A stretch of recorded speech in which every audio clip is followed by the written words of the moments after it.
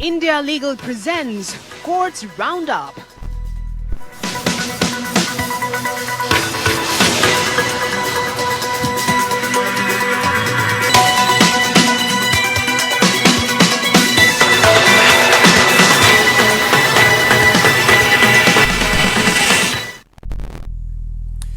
नमस्कार, आप देख रहे हैं हमारी खास पेशकश कोर्ट्स राउंडअप। मैं हूं आपके साथ रविंद्र सिंह। इस बुलेटिन में अगले आधे घंटे में हम आपको कोर्ट से जुड़ी तमाम छोटी बड़ी खबरों से रूबरू करवाएंगे। कोर्ट की कार्रवाई और सुप्रीम कोर्ट से लेकर हाई कोर्ट और लोअर कोर्ट्स तक के फैसलों को आपके सामने रखेंगे। लेकिन आगे बढ़ने से पहले एक नजर डालते हैं सुर्खियों पर। सुप्रीम कोर्ट ने चुनावी बांड केस को संविधान पीठ को किया रेफर। कानून को मनी बिल के तौर पर पास करने से जुड़े मसले पर भी होगी सुनवाई।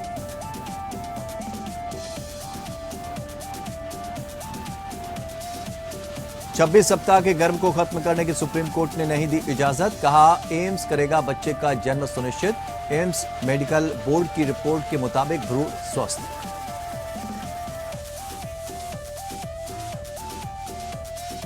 निठारी हत्याकांड में इलाहाबाद हाई कोर्ट से सीबीआई को झटका। कोर्ट ने आरोपी मोनिंदर पांधेर को 2 मामलों में किया बरी। सुरेंद्र कोहली को 12 मामलों में बरी किया। कहा सबूतों का है अभाव।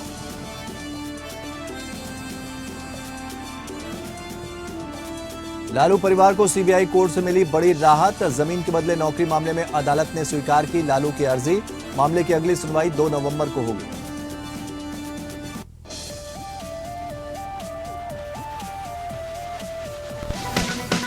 India Legal presents Courts Roundup.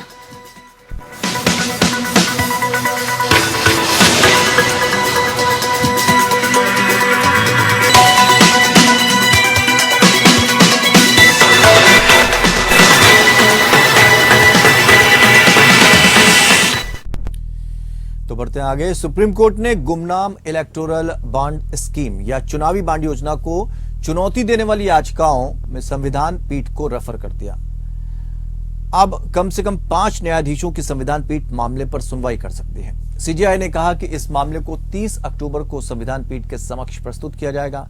एक अहम मसला जो इस से जुड़ा है वो ये है कि क्या कानूनों को वित्त बिल के रूप में पेश किया जा सकता है। चुनावी बांड योजना को वित्त अधिनियम की तरह पेश किया गया था, जिसमें 3 अन्य कानूनों आरबीआई अधिनियम, आयकर अधिनियम और लोगों का प्रतिनिधित्व अधिनियम में संशोधन किया गया। अब संविधान पीठ इसे जांचेगा।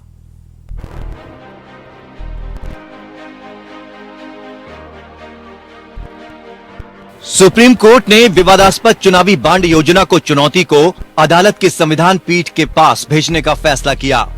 मामले को कम से कम 5 न्यायाधीशों वाली संविधान पीठ को सौंपने के फैसले की घोषणा प्रधान न्यायाधीश डीवाई चंद्रचूड़ ने की। उन्होंने कहा, उठाए गए मुद्दे के महत्व को देखते हुए और संविधान के अनुच्छेद 145 उपधारा 4 के संबंध में मामले को कम से कम 5 न्यायाधीशों की पीठ के समक्ष रखा जाना चाहिए। मामले की सुनवाई 30 अक्टूबर 2023 को होगी। यह देखते हुए कि धन विधेयक के रूप में कानूनों को पारित करने से संबंधित कानूनी मुद्दा शामिल है, इसे संविधान पीठ को सौंपने का निर्णय लिया गया। याचिकाकर्ता की ओर से वकील शादान फरासत पेश हुए और प्रार्थना की कि अंतिम सुनवाई की तारीख 31 अक्टूबर को बरकरार रखी जाए, जिस पर कोर्ट सहमत हो गया। चुनावी बांड एक वचन पत्र या वाहक बांड की प्रकृति का एक उपकरण है, जिसे किसी भी व्यक्ति, कंपनी, फर्म या व्यक्तियों के संघ द्वारा खरीदा जा सकता है, बशर्ते वह व्यक्ति या निकाय भारत का नागरिक हो या भारत में निगमित या स्थापित हो। बांड जो कई मूल्य वर्ग में है, विशेष रूप से मौजूदा योजना में राजनीतिक दलों को धन योगदान देने के उद्देश्य से जारी किए जाते हैं। चुनावी बांड वित्त अधिनियम 2017 के माध्यम से पेश किए गए थे, जिसने बदले में ऐसे बांड की शुरुआत को सक्षम करने के लिए 3 अन्य कानूनों आरबीआई अधिनियम, आयकर अधिनियम और लोगों का प्रतिनिधित्व अधिनियम में संशोधन किया। 2017 के वित्त अधिनियम ने एक प्रणाली शुरू की, जिसके द्वारा चुनावी फंडिंग के उद्देश्य से किसी भी अनुचित बैंक द्वारा चुनावी बांड जारी किए जा सकते हैं। वित्त अधिनियम को धन विधेयक के रूप में पारित किया गया, जिसका अर्थ था कि इसे राज्यसभा की सहमति की आवश्यकता नहीं थी। वित्त अधिनियम 2017 के माध्यम से विभिन्न कानूनों में किए गए कम से कम 5 संशोधनों को चुनौती देने वाली विभिन्न याचिकाएं शीर्ष अदालत के समक्ष लंबित हैं। इस आधार पर कि उन्होंने राजनीतिक दलों के लिए असीमित अनियंत्रित फंडिंग के दरवाजे खोल दिए हैं। याचिकाओं में ये आधार भी उठाया गया है कि वित्त अधिनियम को धन विधेयक के रूप में पारित नहीं किया जा सकता। केंद्र सरकार ने अपने जवाबी हलफनामे में कहा है कि चुनावी बांड योजना पारदर्शी है। शीर्ष अदालत ने मार्च 2021 में योजना पर रोक लगाने की मांग करने वाली एक अर्जी खारिज कर दी थी। इस महीने की शुरुआत में शीर्ष अदालत ने आदेश दिया था कि चुनावी बांड योजना को चुनौती 31 अक्टूबर को अंतिम सुनवाई के लिए सूचीबद्ध की जाएगी। Bureau report.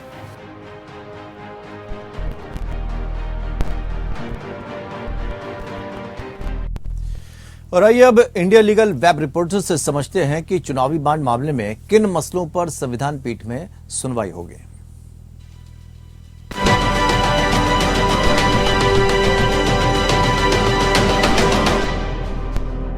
चुनाव के समय पॉलिटिकल पार्टीज अपने अभियान चलाने के लिए विभिन्न संस्थानों से डोनेशन स्वीकार करती है। डोनेशन देने का एक तरीका एनोनिमस इलेक्टोरल बॉन्ड्स है। ये बॉन्ड्स व्यक्तियों और संस्थानों की गुमनामी बनाए रखते हुए रजिस्टर्ड पॉलिटिकल पार्टीज को दान देने की अनुमति देता है। हालांकि इन बॉन्ड को लेकर गंभीर चिंताएं हैं। उदाहरण के लिए इलेक्टोरल बॉन्ड्स की शुरुआत से पहले राजनीतिक दलों को अपने सभी डोनर्स के विवरण का खुलासा करना पड़ता था जिन्होंने 20,000 रुपए से अधिक का दान दिया था। लेकिन अब वोटर्स को यह पता नहीं चलेगा कि किस व्यक्ति, कंपनी या संगठन ने किस पार्टी को कितनी फंडिंग की है। ये नागरिक के राइट टू नो का उल्लंघन करता है, जो संविधान के अनुच्छेद 19 के तहत freedom of speech and expression के अधिकार का हिस्सा है। हाल ही में सुप्रीम कोर्ट ने इलेक्टोरल बॉन्ड्स की वैधता पर सुनवाई के लिए 5 जजों की कॉन्स्टिट्यूशनल बेंच का गठन किया है।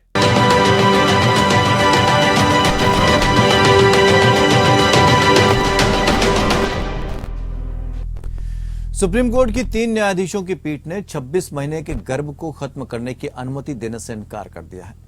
सुप्रीम कोर्ट ने कहा कि एम्स बच्चे के जन्म को सुनिश्चित करेगा, साथ ही राज्य भी सहयोग करेगा। सीजीआई ने कहा कि एम्स के मेडिकल बोर्ड की रिपोर्ट के मुताबिक भ्रूण स्वस्थ है। सीजीआई ने कहा कि माता पिता की इच्छा के मुताबिक बच्चों को जन्म के बाद उसे गोद दिया जा सकता है, जिसमें भी राज्य सरकार मदद देगी। एक मेडिकल रिपोर्ट के मद्देनजर medical termination of pregnancy act 1971 यानी एमटीपी एक्ट के तहत 24 सप्ताह की सीमा पार कर चुके गर्भ को गिराने की याचिका खारिज कर दी थी। प्रधान न्यायाधीश डीवाई चंद्रचूड़ और न्यायमूर्ति जेबी पारदेवाला और न्यायमूर्ति मनोज मिश्रा की पीठ ने कहा कि वो उस कानून से परे नहीं जा सकते जिसके अनुसार 24 सप्ताह से अधिक की गर्भावस्था को समाप्त करने की अनुमति केवल भ्रूण की असामान्यताओं के मामले में या गर्भवती महिला के जीवन को बचाने के लिए है। चूंकि यह मामला किसी भी अपवाद के अंतर्गत नहीं आता था, इसलिए याचिका खारिज कर दी गई। कोर्ट ने बच्चे की डिलीवरी अखिल भारतीय आयुर्विज्ञान संस्थान में कराने का निर्देश दिया। अदालत ने कहा कि अगर बच्चे के माता पिता चाहें तो बच्चे को गोद लेने के लिए स्वतंत्र हैं। इस मामले में एक विवाहित जोड़ा शामिल था जिसने तीसरी बार गर्भ धारण किया था। गर्भावस्था एमटीपी अधिनियम के तहत गर्भपात के लिए कानूनी रूप से स्वीकार 24 सप्ताह की सीमा को पार कर गई थी। अदालत को बताया गया कि मां को इस बात की जानकारी नहीं थी कि उसने दोबारा गर्भ धारण किया है, क्योंकि वो प्रसवोत्तर बांझपन से गुजर रही थी और प्रसवोत्तर अवसाद से भी पीड़ित थी। पिछली सुनवाई के दौरान 3 न्यायाधीशों की पीठ इस बात पर उलझी हुई थी कि क्या उसे गर्भपात की अनुमति देनी चाहिए, क्योंकि एक डॉक्टर ने संकेत दिया था कि अगर भ्रूण का वर्तमान में प्रसव कराया जाए तो वो दिल की धड़कन के साथ पैदा हो सकता है। कोर्ट ने कहा गर्भावस्था के चिकित्सीय समापन की अनुमति नहीं दी जा सकती। पूर्ण न्याय करने के लिए अनुच्छेद 142 का प्रयोग किया जा सकता है, लेकिन इसका इस्तेमाल हर मामले में नहीं करना चाहिए।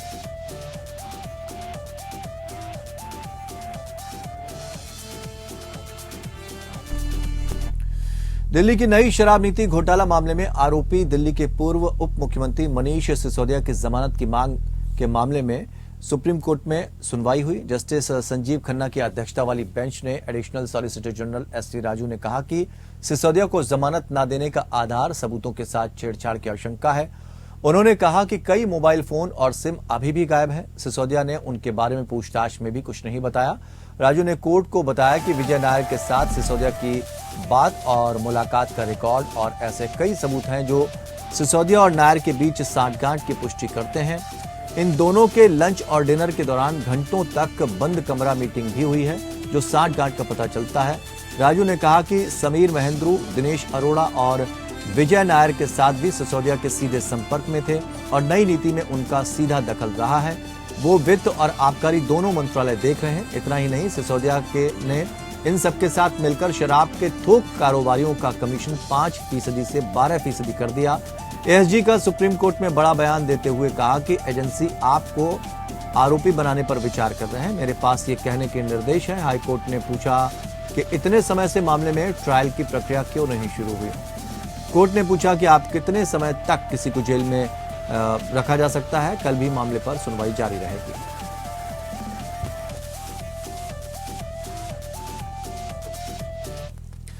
न्यूज क्लिक का मामला सुप्रीम कोर्ट तक पहुंच गया है। न्यूज क्लिक के प्रधान संपादक प्रबीर पुरकायस्थ और एचआर हेड अमित चक्रवर्ती ने दिल्ली हाई कोर्ट के आदेश को चुनौती देते हुए एक विशेष अनुमति याचिका दायर की है, जिसमें गैर कानूनी गतिविधि रोकथाम के तहत एक मामले में राष्ट्र विरोधी प्रचार को बढ़ावा देने के लिए कथित चीनी फंडिंग पर कार्रवाई करते हुए दिल्ली पुलिस द्वारा उनकी गिरफ्तारी को बरकरार रखा गया था। सीनियर एडवोकेट कपिल सिब्बल ने सोमवार को प्रधान न्यायाधीश डीवाई चंद्रचूड़ के समक्ष याचिका को तत्काल सूचीबद्ध करने के लिए उल्लेख किया। सीजेआई चंद्रचूड़ ने सिब्बल से कागजात प्रसारित करने को कहा और कहा कि वो लिस्टिंग पर फैसला लेंगे। पिछले शुक्रवार को हाईकोर्ट के जज जस्टिस तुषार राव गेडेला की पीठ ने यह कहते हुए याचिका खारिज कर दी कि आरोपियों की गिरफ्तारी कानूनी और वैध है। दिल्ली पुलिस द्वारा 3 अक्टूबर को न्यूज क्लिक के कार्यालय और उसके संपादकों और पत्रकारों के आवासों पर की गई व्यापक छापेमारी के बाद गिरफ्तारियां की गईं। ये आरोप तब सामने आए जब 5 अगस्त को प्रकाशित न्यूयॉर्क टाइम्स की एक रिपोर्ट में आरोप लगाया गया कि online media outlet news click को भारत विरोधी माहौल बनाने के लिए चीन से धन प्राप्त हुआ था। इसके बाद दिल्ली पुलिस द्वारा न्यूज क्लिक से जुड़े पूर्व और वर्तमान पत्रकारों और लेखकों के आवासों पर सिलसिलेवार छापे मारे गए। समाचार पोर्टल द्वारा कल एक बयान जारी किया गया था, जिसमें दावा किया गया था कि उसे एफआईआर की कॉपी नहीं दी गई है और उन अपराधों के सटीक विवरण के बारे में सूचित नहीं किया गया जिनके लिए उस पर आरोप लगाया गया था।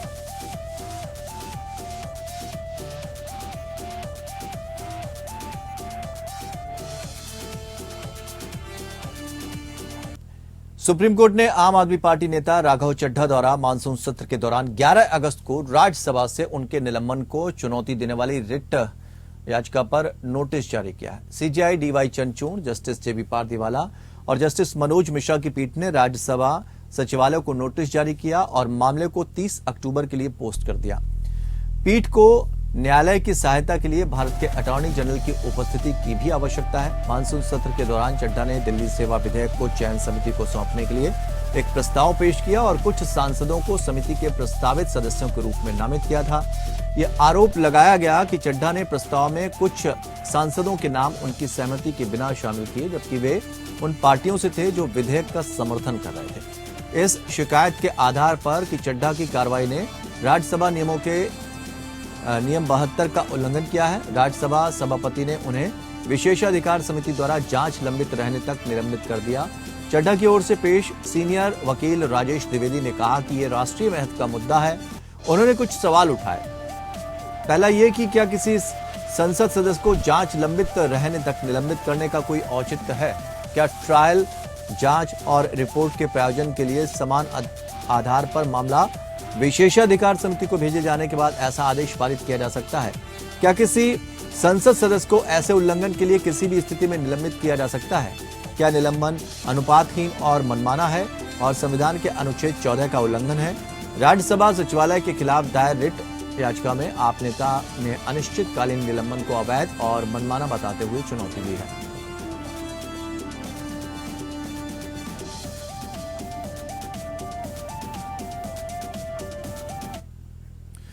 सुप्रीम कोर्ट ने प्रधानमंत्री नरेंद्र मोदी के बारे में एक कथित टिप्पणी को लेकर कांग्रेस प्रवक्ता पवन खेड़ा के खिलाफ आपराधिक कार्रवाई रद्द करने की उनकी याचिका पर सोमवार को उत्तर प्रदेश सरकार से जवाब मांगा है। जस्टिस बीआर गवई और जस्टिस प्रशांत कुमार मिश्रा की पीठ इलाहाबाद हाईकोर्ट के उस आदेश के खिलाफ एक विशेष अनुमति याचिका पर सुनवाई कर रही थी, जिसमें मुंबई में एक संवाददाता सम्मेलन में की गई कथित नरेंद्र गौतम दास मोदी टिप्पणी पर खेड़ा के खिलाफ आपराधिक कार्रवाई को रद्द करने से इनकार कर दिया गया था।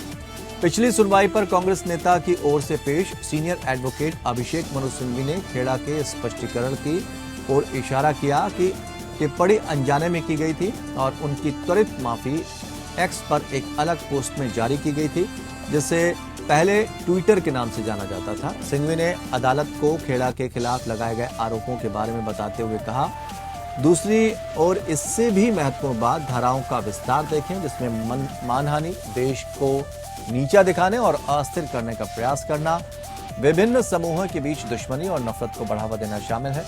सुनवाई की शुरुआत में ही पीठ ने खेड़ा की याचिका पर नोटिस जारी करने पर सहमति व्यक्त की। जब सिंघवी ने कांग्रेस प्रवक्ता के खिलाफ चल रहे मुकदमे पर रोक लगाने का दबाव डाला तो जस्टिस गवई ने कहा, अंतरिम राहत पर नोटिस जारी करें। 23 फरवरी को असम पुलिस ने टिप्पणी पर दर्ज एक एफआईआर के संबंध में खेड़ा को दिल्ली हवाई अड्डे से गिरफ्तार किया था। उनकी गिरफ्तारी के दिन ही सुप्रीम कोर्ट ने खेड़ा को अस्थायी राहत दी और सुनवाई की अगली तारीख तक अंतरिम जमानत पर रिहा करने का निर्देश दिया। 20 मार्च को सुप्रीम कोर्ट ने उनके खिलाफ वाराणसी और असम में दर्ज एफआईआर को एक साथ जोड़ दिया। अगस्त में खेड़ा को लखनऊ की एक स्थानीय अदालत ने जमानत दे दी थी।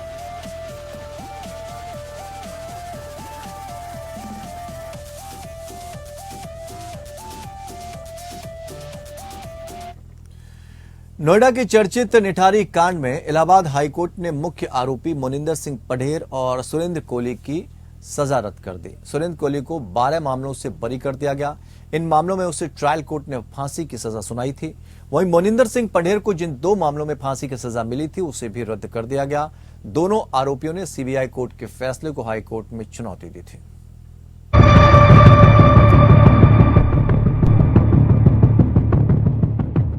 इलाहाबाद हाईकोर्ट ने 2005 से 2006 के नोएडा सिलसिलेवार हत्या मामले, जिसे निठारी कांड भी कहा जाता है, उस पर फैसला दिया। कोर्ट ने निठारी कांड से संबंधित 12 मामलों में मुख्य संदिग्ध सुरेंद्र कोहली को बरी कर दिया है। सभी 12 मामलों में उसे ट्रायल कोर्ट द्वारा मौत की सजा सुनाई गई थी। वहीं एक अन्य संदिग्ध मोनिंदर सिंह पढ़ेर को भी कोर्ट ने उन 2 मामलों में बरी कर दिया, जिसमें उसे ट्रायल कोर्ट ने मौत की सजा सुनाई थी। हाईकोर्ट में जस्टिस अश्विनी कुमार मिश्र और जस्टिस एस.ए. हुसैन रिजवी की बेंच ने आरोपियों के पक्ष में ये फैसला सुनाया है। अपील पर सुनवाई के बाद कोर्ट ने पिछले महीने ही फैसला सुरक्षित रख लिया था। जहां कोहली को पहले 12 मामलों में मौत की सजा दी गई थी, वहीं पढ़ेर को भी ट्रायल कोर्ट ने 2 मामलों में मौत की सजा सुनाई थी। अब इस केस में उनके खिलाफ कोई भी मामला लंबित नहीं है, इसीलिए अब पढ़ेर जेल से बाहर आ जाएगा। वर्तमान फैसला 2 मामलों में आया था। इससे पहले 4 मामले में वे बरी हो चुका है। दोनों के खिलाफ 19 में से 16 मामलों में चार्जशीट फाइल की गई थी। 3 केस को सबूत के अभाव के कारण बंद कर दिया गया था। इनमें से एक मामले में सेशन कोर्ट ने फांसी की सजा सुनाई थी, जिसे इलाहाबाद हाई कोर्ट ने 2010 में रद्द कर दिया था। बाकी के 3 मामलों में सेशन कोर्ट ने ही बरी कर दिया था। साल 2009 में 14 साल की लड़की की हत्या और रेप मामले में इलाहाबाद हाई कोर्ट ने कोहली को दोषी करार दिया था, लेकिन पढ़ेर को सबूतों के अभाव में छोड़ दिया था। कोहली ने इस फैसले के खिलाफ सुप्रीम कोर्ट में भी अपील की थी, लेकिन उसकी याचिका खारिज कर दी गई थी। निठारी हत्याकांड के बारे में ऐसा माना जाता है कि कुख्यात निठारी हत्याकांड 2005 और 2006 के बीच किए गए थे। ये मामला तब सामने आया था जब दिसंबर 2006 में नोएडा के निठारी में एक घर के पास नाले में कंकाल पाए गए थे। बाद में ये पाया गया कि मोनिंदर पढ़ेर घर का मालिक है और कोहली उसका घरेलू नौकर था और इसीलिए दोनों के खिलाफ एफआईआर दर्ज हुई। सीबीआई ने कुल 16 मामले दर्ज किए। उनमें से सभी में कोहली पर हत्या, अपहरण और बलात्कार के अलावा सबूत नष्ट करने का आरोप लगाया गया और एक मामले में पढ़ेर पर अनैतिक तस्करी का आरोप लगाया गया। कई पीड़ित परिवारों के संपर्क करने के बाद गाजियाबाद अदालत ने पढ़ेर को 5 अन्य मामलों में तलब किया है। सीबीआई के अनुसार कोहली ने कई लड़कियों की उनके शरीर के टुकड़े टुकड़े करके हत्या कर दी थी और फिर उन्हें उनके घर के बाहर पिछवाड़े में फेंक दिया था। केरल हाईकोर्ट ने पश्चिम बंगाल के मूल निवासी और हिंदी बोलने वाले आरोपी को बरी कर दिया। आरोपी को डकैती और हत्या का दोषी ठहराया गया था। कोर्ट ने आरोपी को बरी करते हुए कहा कि क्योंकि उसका खुलासा बयान उस भाषा में दर्ज किया गया जो वो अपराध के दौरान नहीं बोलता था। जस्टिस पीवी सुरेश कुमार और जस्टिस पीजे अजित कुमार की खंडपीठ ने कहा कि खुलासा बयान उसी भाषा में दर्ज किया जाना चाहिए जो आरोपी ने बोली है। यह पाया गया कि पुलिस ने अनुवादक की मदद से भौतिक वस्तुओं की बरामदगी की, जिसने खुलासा बयान का मलयालम में अनुवाद किया और अनुवादक से गवाह के रूप में पूछताछ नहीं की। अभियोजन पक्ष का मामला यह था कि आरोपी ने मृतक की गर्दन पर चोट मारकर हत्या कर दी और उसके साथ लूटपाट भी की। मृतक और आरोपी दोनों पश्चिम बंगाल के मूल निवासी हैं। आरोपी को भारतीय दंड संहिता की धारा 449, 302 और धारा 397 के तहत अपराध के लिए सत्र न्यायालय द्वारा दोषी ठहराया गया और सजा सुनाई गई। दोष सिद्धि और सजा के विरुद्ध अपील को प्राथमिकता दी गई। अदालत ने इस प्रकार कहा, साक्ष्यों से ये पता चलता है कि मामले की जांच हिंदी जानने वाले सिविल पुलिस अधिकारी शेख अमित की सहायता से की गई। अपनी क्रॉस एग्जामिनेशन में स्वीकार किया कि अभियुक्त द्वारा उसे हिंदी में खुलासे किए गए हैं और उसे अभियुक्त द्वारा बोली जाने वाली भाषा में दर्ज नहीं किया गया, बल्कि केवल मलयालम में दर्ज किया गया, क्योंकि वह हिंदी नहीं जानता था। कोर्ट ने कहा कि मामले के तथ्यों में अनुवादक से पूछताछ नहीं की गई। इस प्रकार यह पाया गया कि जिस खुलासे के कारण साक्ष्य अधिनियम की धारा 27 के तहत विभिन्न भौतिक वस्तुओं की जब्ती हुई, वो साक्ष्य में स्वीकार नहीं है, क्योंकि वसूली आरोपी की उस भाषा में दर्ज किए गए हैं, बयान के आधार पर की गई जो आरोपी को नहीं आती है।